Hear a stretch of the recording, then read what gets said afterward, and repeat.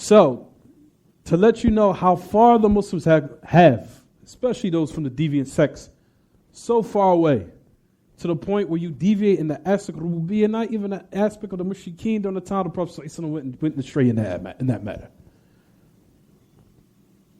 That's the reason why Allah subhanahu wa ta'ala used that as evidence to what? All throughout the Quran in order to establish upon it what? He's the one that deserves to be worshipped. Because he knew that in the aspect of rububiyyah, they were straight. The problem was trying to unify Allah in his worship. That was the issue. That was the problem.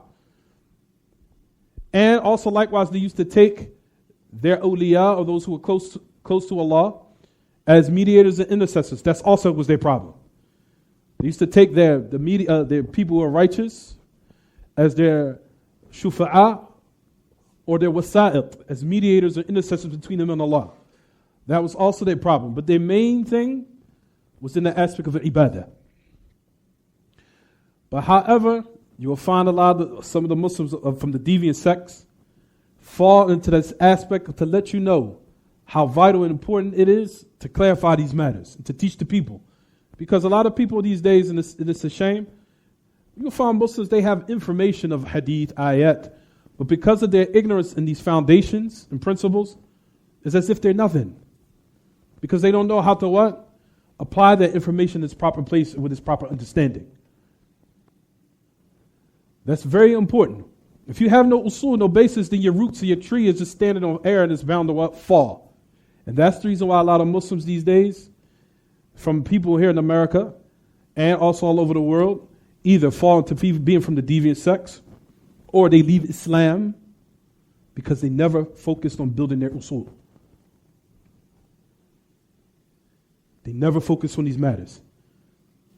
And like I told brothers on many occasions before, it is better for you to be jahil of the Quran and you know the deviant sects and know these matters of iman and usul, then you have the whole Quran memorized and you have in your jihad of these matters.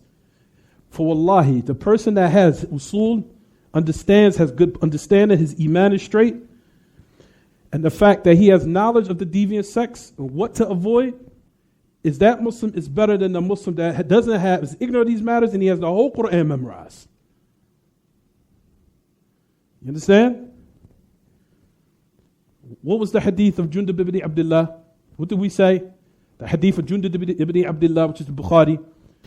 The hadith of Jundub ibn Abdillah radiallahu anhu arda. What did he say in the authentic hadith, which is Bukhari? What did he say? He says, كنا حزاورة وكنا مع النبي صلى الله عليه وسلم وكنا حزاورة كنا حزاورة ثم إنا تعلمنا الإيمان ثم تعلمنا القرآن وازددنا بذلك إيمانا إلى آخر الحديث. What was the hadith in Jundub ibn Abdullah? He said, verily we learned iman, meaning we learned aqidah, we learned usul, we learned iman. Even though the Prophet back then, of course, they didn't call it usul aqidah back then, rahmakallah. It was called what? Iman. We learned iman, then we learned the Quran. Then we increased by that in our faith. Jayyid. We learned iman, then we learned the Quran. And we increased by that in faith.